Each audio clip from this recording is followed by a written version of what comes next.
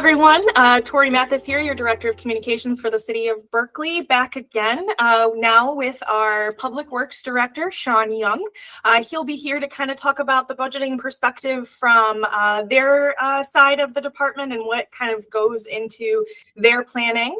So, hi, Shawn. How are you doing today? Good. How are you doing? Good. I'm happy that you're here today.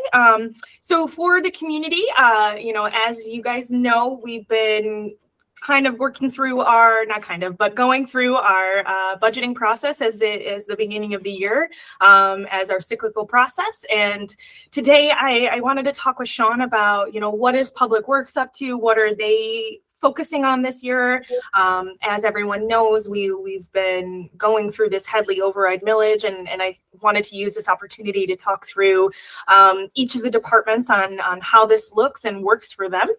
So before we get started, Shawn, can you just kind of talk about your guys' perspective, and what goes into the planning for Public Works when you guys are working through the budget? Well, for us, the first thing we generally focus on are our normal day-to-day tasks, which is the street sweeping, the trash pickup, everybody having water each day. Those things are fairly straightforward, and there's not a whole lot that changes every year. Once we get through those, it's more of special projects, so like a lead water service replacements. That's something that's mandated by the state. We have to do it. There's not a funding mechanism for that other than the water bill, and right now we've been able to absorb some of those costs, but we can't keep going. We're going to run out of money if we keep doing that. Water main replacement projects, so big projects like that's usually our next step. Those can be rather difficult to plan for, especially times like now where materials that you used to be able to get tomorrow you can't get it. They'll tell you a year for some of these materials. It's very volatile right now, which it didn't used to be, but right now it's pretty tough trying to plan for these. Can you kind of talk? Sorry, I don't mean to cut you off. When you say volatile, just for just kind of peeling back that curtain a bit, what do you mean by that? Is that because of the infrastructure, or because of just kind of, can you dive into that a bit more so we get a better understanding of what you mean? Well, it's mainly the pricing and the availability of things it's so unpredictable right now. Mm-hmm. We have a good example as a pickup truck. We order a truck, the same truck, a year later is $20,000 more than it was last time we ordered it, which for us is a very huge increase. We get really good pricing through the state, or at least we used to. Mm-hmm. But when you're planning your budget and you get a price change like that, it makes it difficult for the future. Also materials, we're now pre-ordering materials because water meters are a year out. Pipe, wow, a year old. We have fittings that we normally use that we've ordered last July, and they're just now coming in. So it's making things much more difficult to plan for. You almost need to buy something this budget year if you're expecting it to show up next budget year, mm-hmm. or you need it to show up next budget year. You almost need to be a year in advance, and that was never used to be like that. Gotcha. Okay, so tell me, so how does that work now? I know we've been, as directors, we've been working through those animosities. That's a bit different for me, from the digital side and working in the communications department, whereas yours is physical equipment. So can you talk about, what the last few years have looked like with that? What does that look like now? And I guess when you were discussing with Matt and the finance department, what your budget looks like for this year and how you and your team planned given these circumstances? Well, luckily, during COVID, we still placed orders, and we have some stock available, so it covers us for a little while. Mm-hmm. So what we're planning is like Wiltshire, water main replacement. We have stuff if need be to cover that, or lead services. We don't have enough for both, but we can do one of the other carries for this year. Mm-hmm. We have those things on order, cover us for everything. But like with Wiltshire, that's part of the plan is we just went out to bid. If you don't have the materials, we can't start the project because we can't do both.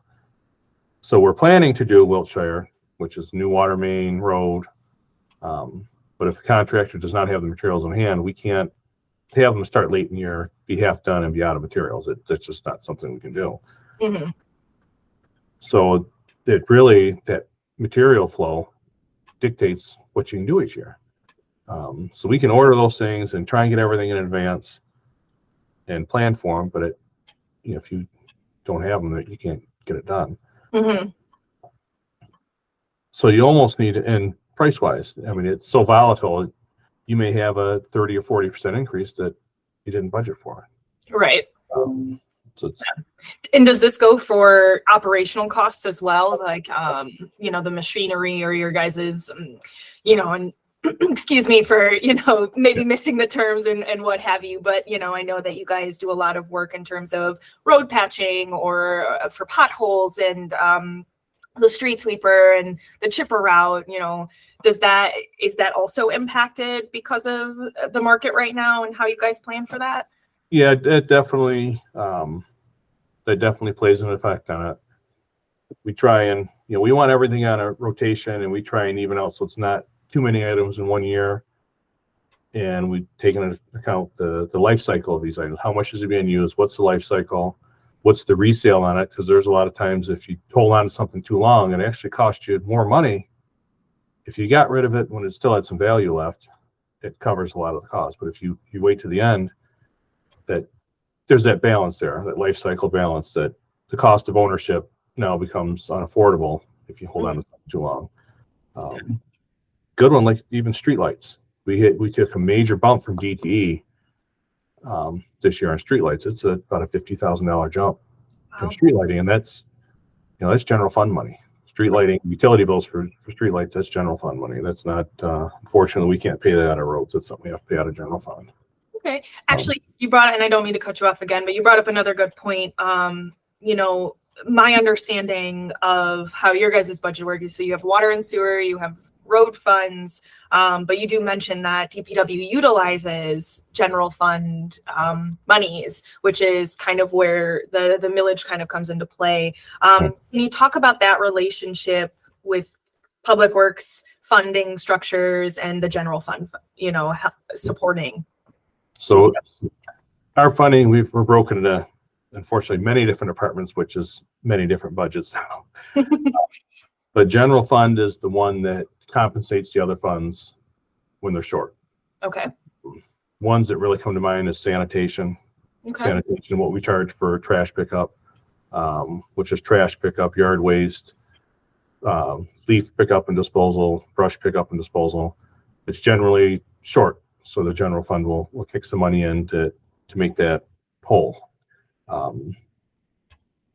Even our roads, the general fund can contribute to roads, which it doesn't work the other way. We can't take money out of water and stick it in general fund, but we can take water out of general and move it to other funds that are short. And I think that was the overall goal of, that's why it's called the general fund. It can distribute to all those different funds.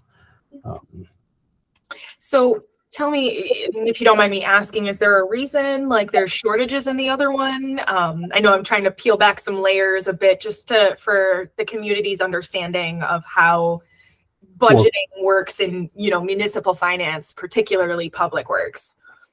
Well, as far as like in the sanitation fund, the shortage, the costs have gone up. Okay.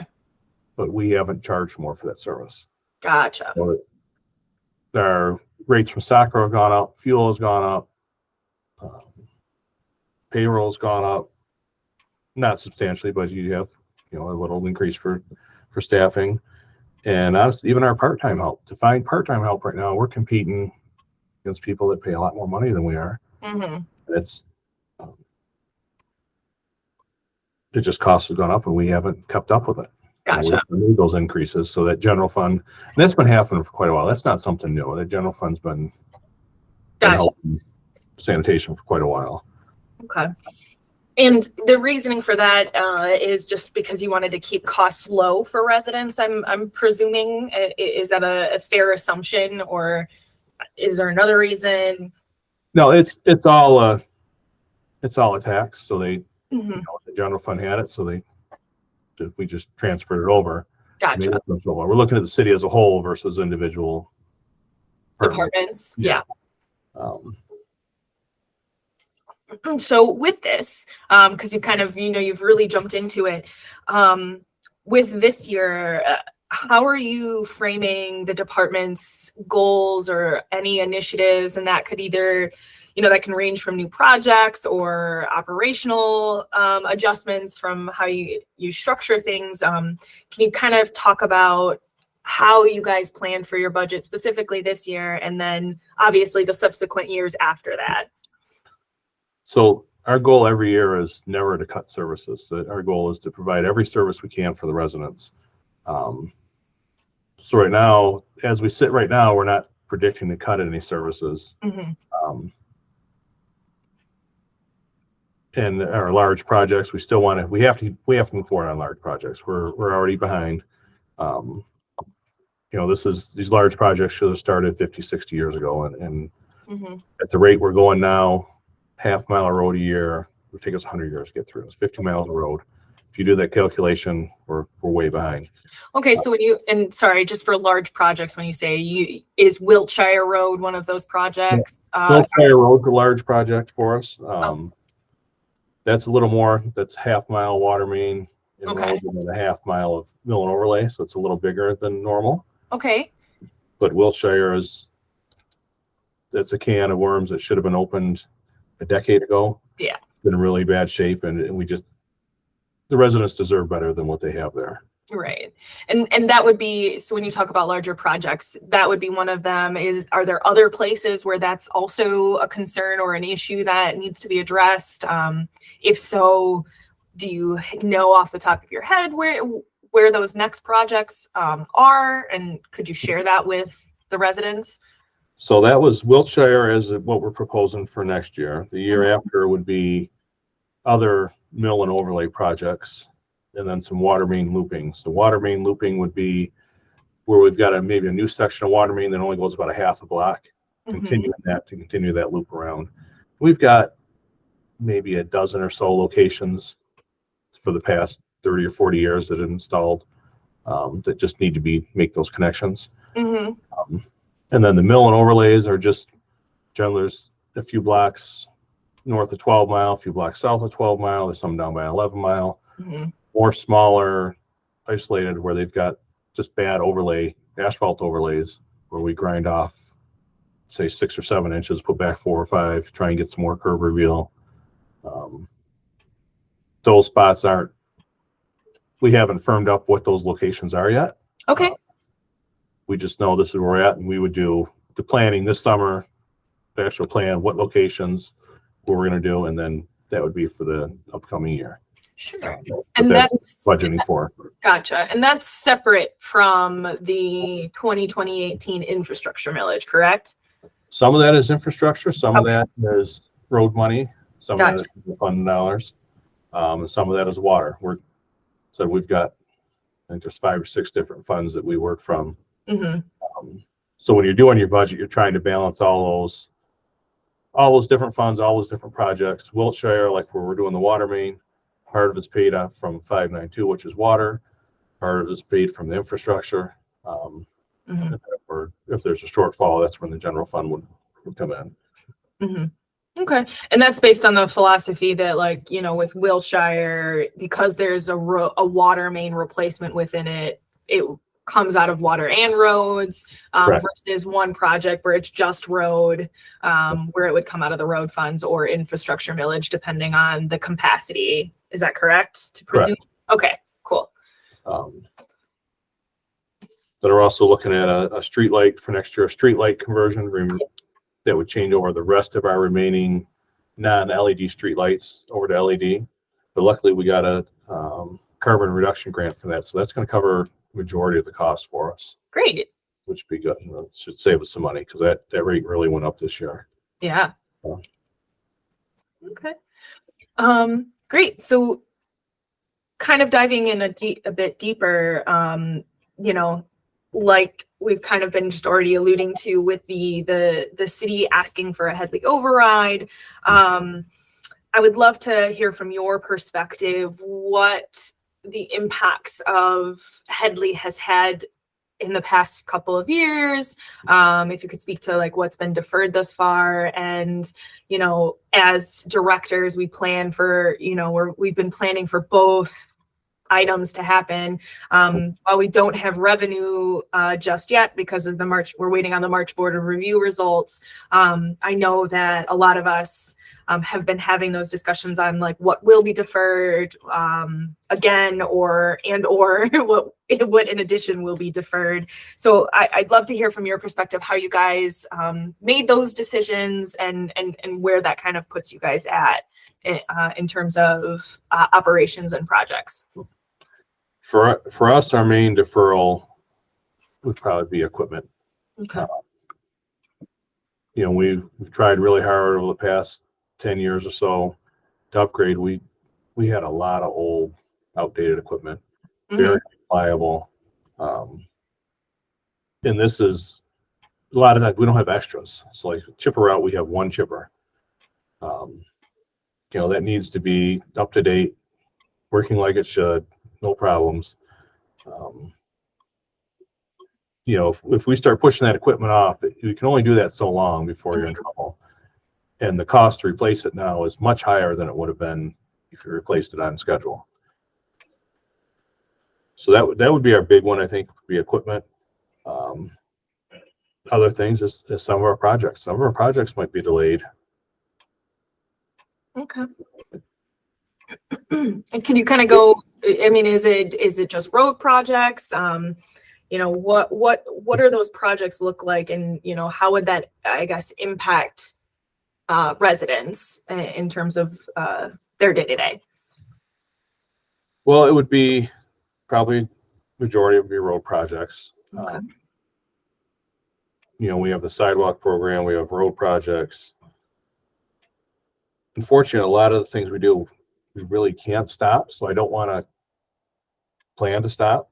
Sure. Yeah. So I don't know how we could, but there's things that we may have, if it gets too tight, we may have to slow down on.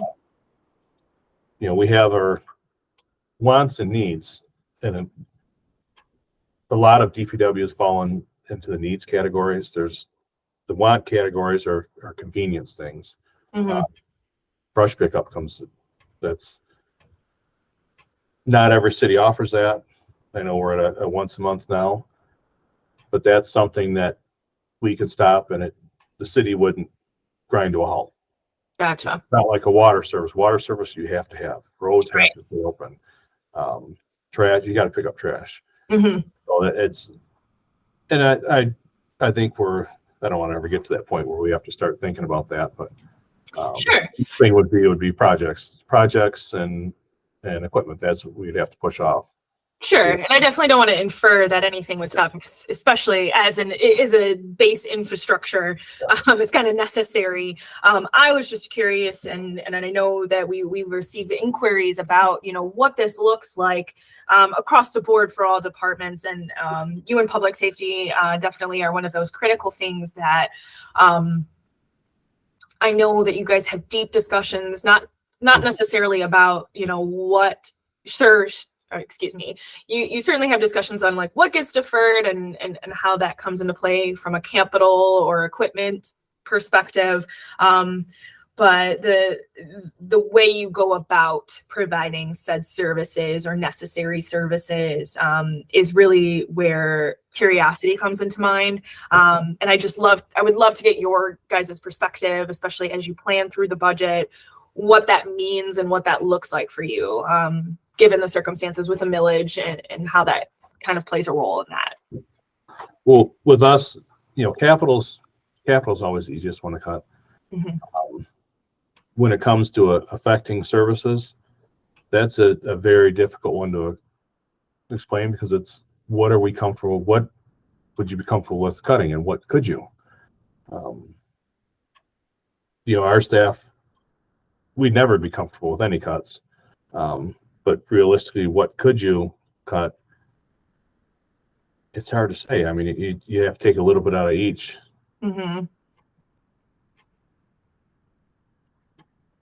Okay. Right now, we're kind of sitting where we were. We're planning to stay with the services that we have. But we're in the back of our minds, we're kind of making a list of what could we cut and what could we comfortably cut. It's a very, very short list because cutting anything is very tough for us. Sure. Good example, special events, Dream Cruise, Art Bash. Those are all things, there's a cost to those. Mm-hmm. I think they're a great benefit for the community, and everybody loves seeing everybody come out and have it, but there's a cost involved to those. That's one of those things that's not really, we don't view as an essential service.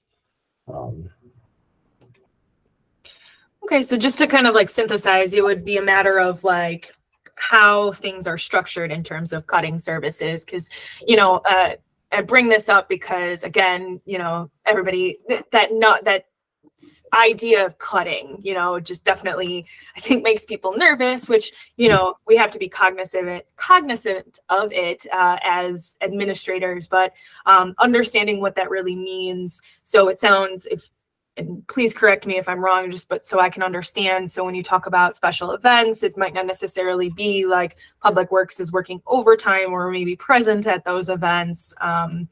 If you are going through brush, it might look different, or it might require resident support plus, like residents doing part work and we doing part work. I guess, is there anything else in terms of something that always comes to mind, or at least is always addressed? Is there ways that we could do shared services with other communities per se?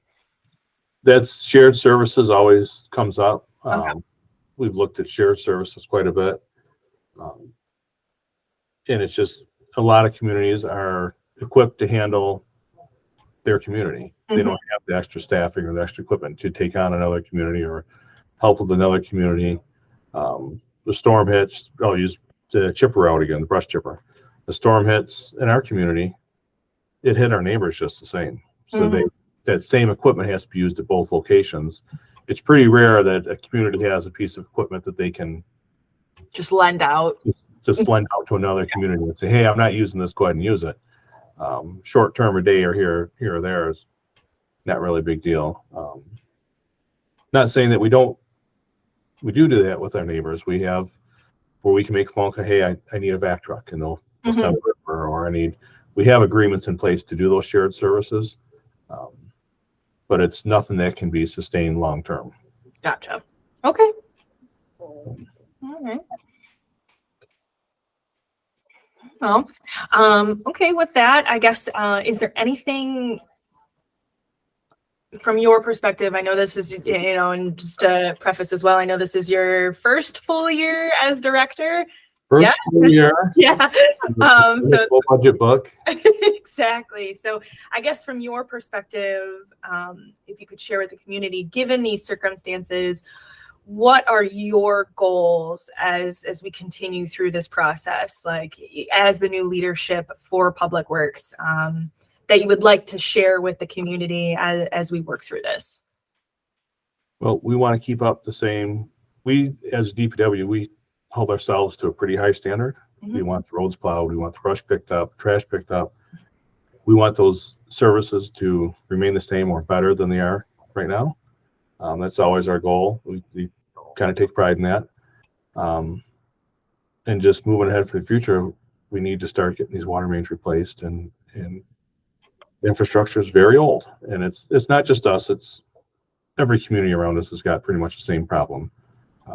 But we need to stay on track with that. I know it's difficult, but stay on track with that and go from there. All right. Well, thank you so much, Shawn. I appreciate your time. For those of you that are tuning in with this, if you want to learn more about the Headley Override Millage happening in Berkley, you can visit our dashboard, I should say, at www.berkleymich.org/millage. There you'll find information about what we're looking at from a citywide perspective, but also what we're looking at in terms of if the millage doesn't pass. But there's also such good information there about Headley and Proposal A that can help you learn more about this process. And so you'll certainly learn more. Shawn, again, thank you for your time, and I will see you all next time.